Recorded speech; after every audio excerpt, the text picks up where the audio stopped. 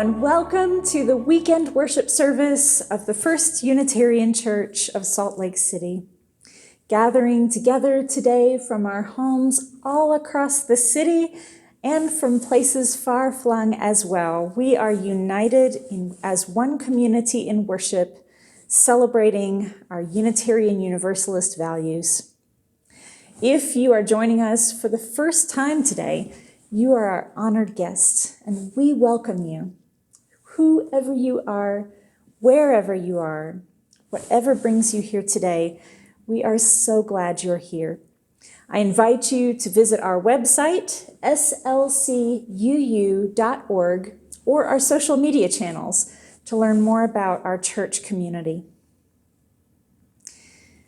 And I want to say to you today that I appreciate each one of you who makes time to watch our recorded worship services. Even if you can't watch every week, it's so important that we make time for the care of our spiritual selves during these extraordinary times. Thank you for continuing to show up, to take care of yourselves, and to take care of one another. Before we begin, I have a couple of announcements of church activities that I'd like to share with you. First, and most urgent, next Sunday, January 31st, we have a special treat for you all. We will have a live worship service starting at 10 o'clock featuring the musical and spiritual gifts of Matt Meyer. Mr. Meyer is a musician and worship leader who serves as the Director of Community Life for The Sanctuaries, a Unitarian Universalist community in Boston, Massachusetts. Mr. Meyer has been a music leader for many of the past 15 or so UU General Assemblies and brings such a lively energy to worship. It's going to be a lot of fun, and I don't want you to miss it, so set yourself a reminder right now. Second, even though our church building has been closed, we have been welcoming new friends to our community all year long. That's so exciting to me. So if you are new to the First Church community and you want to learn more about our church and our faith tradition of Unitarian Universalism, I want to invite you to attend a 3-session new member class hosted by Christine Ashworth and Colleen Bliss, starting on Thursday, February 4th at 7 o'clock on Zoom. Please see our website or our Facebook page for the details. And now, let us begin our worship service by lighting our chalice, today with these words by Mary Oliver. We shake with joy, we shake with grief. What a time they have, these two, housed as they are in the same body.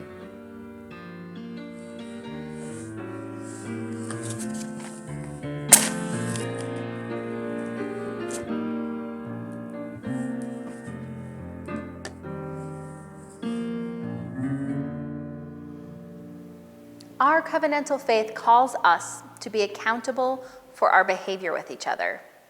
And sometimes we fail. My colleague, Matthew Scheinman, said to me this summer, we are a covenant-making, covenant-breaking, covenant-remaking people. The path to restoring our covenants and relationships is through our accountability, acknowledging our mistakes, however big or small, owning our choices, and asking for forgiveness or a path for reparations, usually both. I have a quick story for you today from Reverend Erica Hewitt about accountability and one of my very favorite words, boundaries. The story is the golden no. A few years ago, in need of a place to live, I went to see an apartment. After showing me the space, the landlord took me outside to the porch and told me that he'd welcome me as a tenant. But I have a couple rules, he advised. No dogs, that's the first one. And the laundry room is for tenants only. No friends or guests. I nodded in agreement. As he spoke, a car parked at the curb and a woman got out. "Oh, that's the girlfriend of someone who lives on the 3rd floor," commented the landlord. We watched as she opened the car's back door and removed a heaping pile of laundry and a small dog. The woman, the dog, and the laundry all entered the building, even though it had just been explained to me that 2 of them weren't allowed. The landlord squirmed, making no move to enforce his own rule. I get it. I do. I get both sides of this squirmy situation. It's a hassle to go to the laundromat and leave your sweet fur baby at home. And we all want to avoid conflict a little or sometimes a lot. I hate to be a goody-goody. Actually, I am kind of a goody-goody. But I feel disoriented when I'm in a new place or situation and can't figure out whether the rules are real or imaginary. I don't just mean masks required in stores that don't enforce the mask rule. I also mean other mixed messages sent when a boundary is accompanied by its simultaneously breaking. Like when I visited an out-of-town gym right before the lockdown, and while I was working out, noticed that underneath the sign saying "no food," someone had placed a plate of cookies. Boundaries can be uncomfortable. Upholding boundaries, more uncomfortable. On the other hand, belonging to an apartment, a gym, a community, a congregation doesn't mean you can do anything you want. If a boundary is important enough for you to establish, then I figured you'd best prepare yourself to name it out loud when someone violates it, even when a cute dog and cookies are involved. That accountability isn't inherently unkind. If anything, it's an expression of care for everyone in the picture, because a system, a people, a community is only as healthy as the boundaries it agrees to keep. The new year has arrived like a fresh breeze, breathing color and coolness into the hot, close rooms of our confinement, breathing movement and flow into structures of power that have ossified into bitterness, breathing joy and hope into the spaces of our hearts that have grown dusty and gloomy over these months, these years of trouble.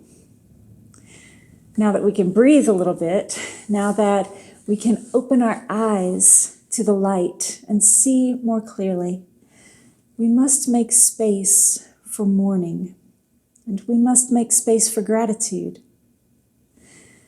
Perhaps slowly, perhaps in small bites rather than large heaving ceremonies, but we must do it. So let us stop for one moment. Close your eyes if you wish. And breathe in what it feels like to have lost over 400,000 of our fellow Americans. Can the enormity of that grief be weighed? Is there a single street in any town in America that has not been touched by this shadow? Beloved parents and grandparents, siblings, aunts and uncles, co-workers, friends. If you have the capacity to do it, let yourself feel the weight of it on your shoulders. If this is too much, then hold that grief like a pebble and then set it down until you are ready to hold it. Turn your gaze now to the doctors, nurses, therapists, medical assistants, and sanitation staff who are carrying us through this pandemic, have been carrying us for months. If you can bear it, imagine their exhaustion, their worry, their families carrying that worry with them. Imagine the long days, the sleepless nights. Imagine especially those who are working in rural areas, enormous burdens to carry with very little support. Wrap your arms around them in your mind. Send them your compassion. Imagine now the researchers and public health officials who have fought the public battle for reason, for science, for oversight. Imagine the furious race to a vaccine.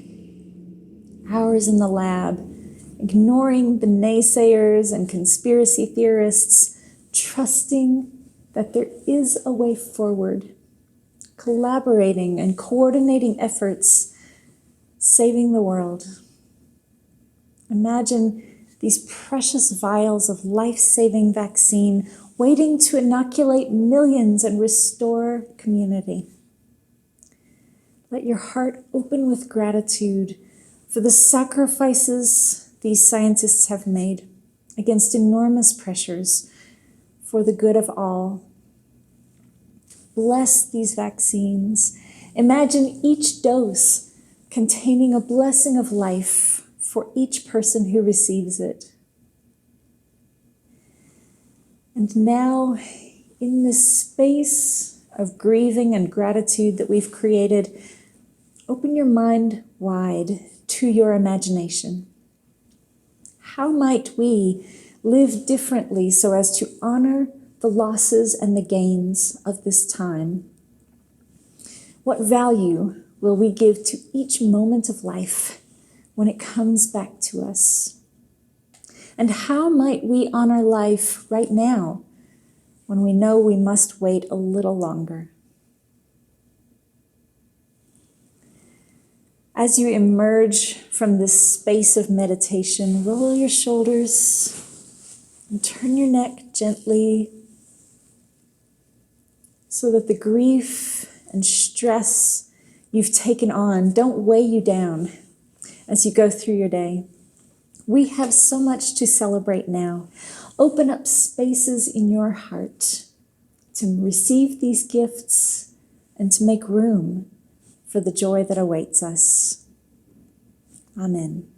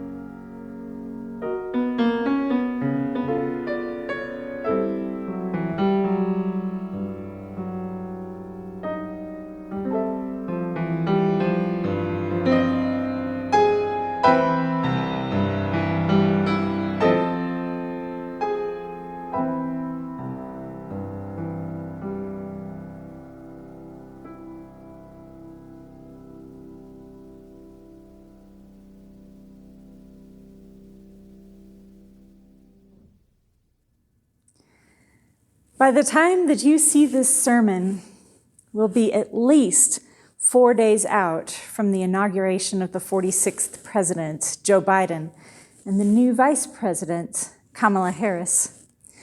Many of us are only just now getting a full breath of the fresh air blowing into our nation. We've been holding our breath for so long, we haven't even realized how much tension we've been carrying. Many of us watching the inauguration cried tears of relief that we hadn't even realized were pent up in us. Tears at seeing the most diverse cabinet in history. Tears at knowing so many assaults on our democracy were finally being put to a stop. Now, I'm not a partisan and tend to regard the party in power as my adversary in the struggle for justice, but I'd much rather struggle against this adversary any day of the week. Nevertheless, many of us are, as the Dixie Chicks sang during the George W. Bush administration, not ready to make nice. We're not going to quickly or easily forget these 4 years of tragedy. There are still children separated from their families at the southern border. And there is still a family living here inside our church building, hiding from immigration and customs enforcement. There are still families who are steadily losing everything because of the abysmal handling of this pandemic. There are still families of color afraid to send their children out alone, lest they be stopped by police and lost to the unthinkable. And there are still Republican officials claiming falsely that the election was stolen, even as they cling to the seats that they won in that same election.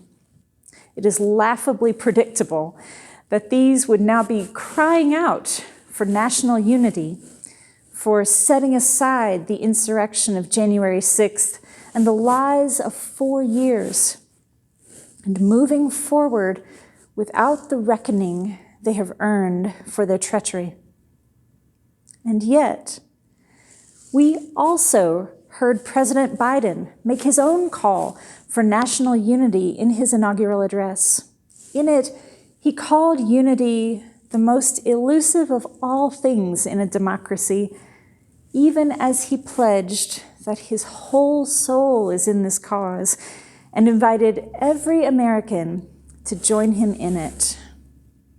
He is right to say that unity will be elusive in the coming days, but he has also perceived a deep longing in the body politic. In a quiet moment, if we can find one, we can set aside all the rhetoric and analysis, the endless scroll of news, opinions, and think pieces from every conceivable angle, and ask ourselves simply, why can't we all just find a way to live together in peace? Must it be so hard all the time? Must we be at war with our neighbors? Can't we live together as one nation and leave each other alone and just get some things done for a change? What is standing in our way? Where is that more perfect union we are supposedly seeking? In our Soul Matters groups each month, participants are asked to choose from among a list of questions and pick one that seems to speak to us, as though it's meant for us. It's not a question to answer, so much as a question to journey with, asking it of ourselves again and again to see what new revelations will arise. And the question I chose for myself this month was this one: what made-up cultural story do you think our society suffers most from? As if there were only one. But over the course of a week, I came up with a whole list of made-up cultural myths that were having negative effects on our society. But the one that really stuck with me was this one. There are two sides, and everyone has to choose a side. It's a myth. There aren't two sides. There are as many sides as there are humans, because we do not live single-issue lives, as Audre Lorde once said. We are complicated and complex. We are beautiful and terrible, all of us. And when we try to stuff people into boxes, we suffer, and they suffer. Yet we do it all the time. And in this country, we have a red box and a blue box. And every person in the red box now thinks there's a monster inside every blue box, and vice versa. The calls for unity may be predictable, but most of us are in no mood to contemplate notions of national fraternity just now. We are content for the moment to say, I do not identify with those people. Now, there's been enough ink spilled about the importance of holding to account those officials who betrayed their oaths before we can begin healing and seeking for unity. But not enough has been said about what we can do when those people are our people. There's a deep grief in so many hearts knowing that such a large minority of Americans supported the previous president, enough to elect him twice. Indeed, the voter turnout for Trump was higher in the second election. And of that large minority, there is a small minority who not only believe the election was stolen, they are also caught up in a game called QAnon, ensnared in a web of conspiracy and alternate reality, very like unto a cult. It's easy, dangerously easy, to dehumanize a theoretical voter from the opposing party in, say, a comment thread on social media. It's easy to hate them and call them names, to express contempt and ridicule, but it's a lot harder to do when it's someone you love and have a relationship with. These aren't theoretical people. They are real people, people we know. They are our parents, our grown children, our friends, our neighbors next door, our coworkers, our children's teacher, the cashier at the grocery store. They are sitting next to us at Sunday dinner. They are offering to take our kids to the zoo this weekend. They are people that we love. They are people that we love.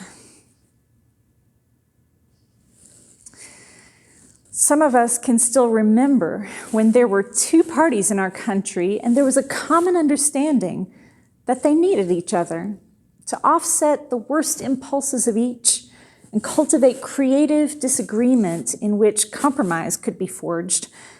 We remember when having a family member in a different political party was a source of good-natured ribbing over burgers and beer at the annual family reunion. Not this. Not where we've found ourselves now. And so it's no wonder that some of us cry out, we must listen to one another. That's the most important thing, to listen to those people. But this answer is too easy, and I'll tell you why. First of all, we can't be sure a person on the other side will listen or will even want to listen. From their perspective, they've not only lost, but lost unfairly. If we're in no mood to listen, how ready do you think they are? Not only that, the quality of our listening makes all the difference. Too often, we listen only to respond, to defend, and too often we're responding with sound bites and quoted memes that we picked up somewhere. And once we've listened and heard where they're coming from, supposing we've all been forthcoming enough to share our real thoughts, what do we do with all that listening?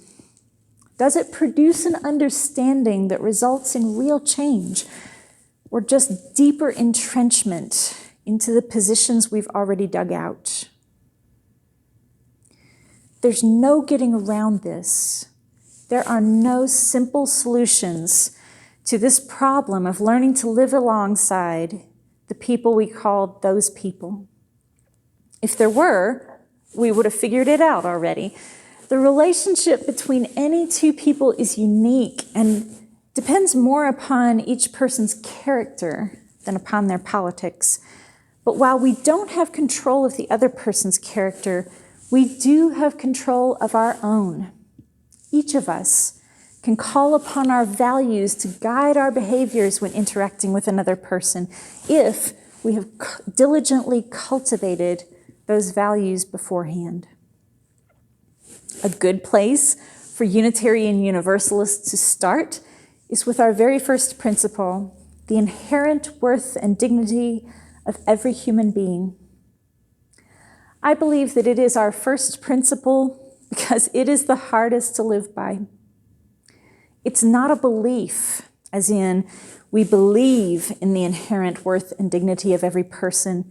It is a principle. It is something that we take to be self-evident, a word that is defined in the dictionary as a fundamental truth or proposition that serves as the foundation for a system of belief or a chain of reasoning. This principle is our starting point, our fundamental proposition, requiring us to see the whole person first, the real human being, underneath the layers of belief and behavior. This first principle of Unitarian Universalism demands that we recognize the worth of others, but it implies that recognizing that worth means that we meet them as in conflict as equals.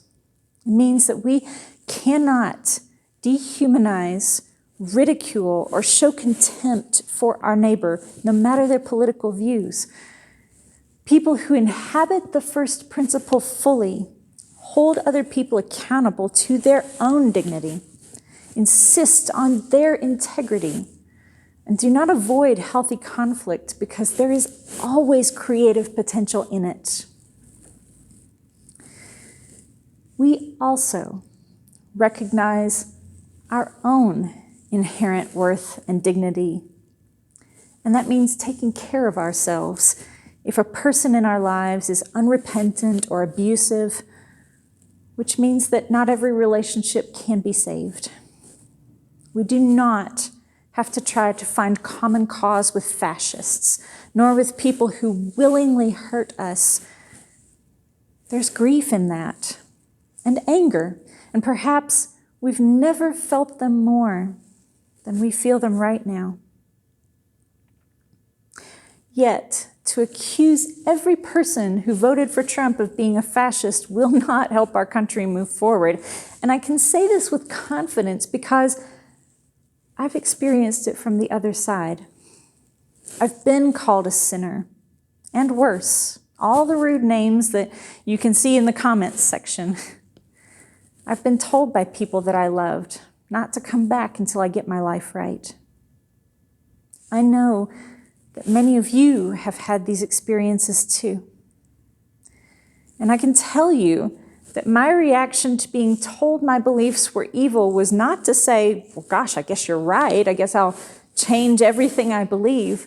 My reaction was to double down, to close myself off behind defenses and move toward the people who accepted me and told me that I belonged. And now, all these years later, I know that it works that way from the other side too. We on the left can be judgmental. We can shut people out. We can close our doors on people for not believing the things that we believe because we're afraid that staying connected to a person with opposing political views means condoning those views. We worry about guilt by association. Will their harmful views rub off on me somehow? Will I become one of them? But implicit in that worry is a glimmer of hope because it reveals the truth that people can change. Our stories are not pre-written. They are shaped by our experiences. There are millions of people in this country who live in segregated neighborhoods, segregated towns, where they have never seen and will never see racism and police brutality firsthand. Maybe they don't know anyone who's had an abortion, or at least no one who is willing to talk about it. Maybe the only gay couple or trans person they've ever seen was on TV. They come home every night, turn on Fox News or scroll through Facebook and take for granted that what they are seeing is true. And maybe that's all the news they get. Shocking, I know. But there are many people in America who just aren't news junkies and don't know that much about politics and how it relates to justice. And yet, maybe they do know one person who had an abortion. And in their case, it was absolutely necessary, right? Maybe they do know one immigrant family, the neighbors whose kid is best friends with their kid. Maybe they do know one gay person who always shows up to volunteer at their kid's school and makes the best fudge brownies. Or maybe their own child has come out and they've chosen their child over their church or their political party. The world is growing smaller and smaller. It's getting harder to stay in these bubbles where everything inside is safe and everything outside is scary. People resist change not because they fear it, but because they fear loss. Who will I be if I allow this person to change me?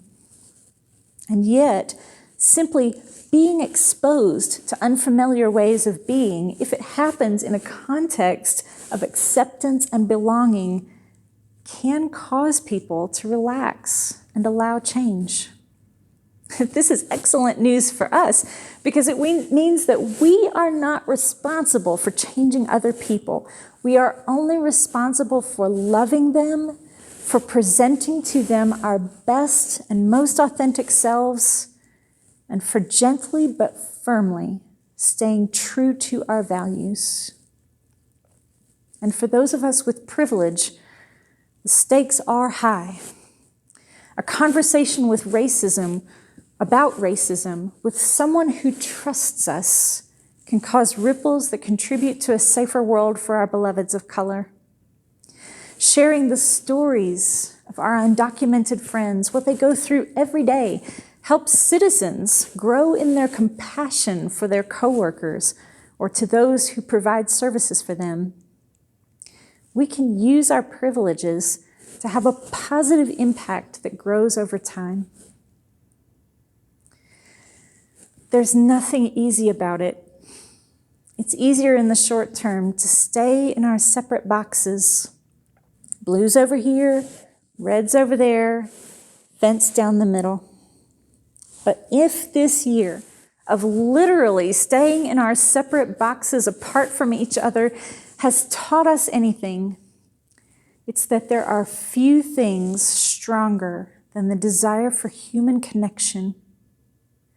This simple, primal driving force can be harnessed and put into the service of national unity, real unity that holds power accountable and finds common ground, that makes our country livable for every person, every family. It might not be the elusive, more perfect union laid out in our founding dream, but it is a unity that's worth fighting for. May it be so.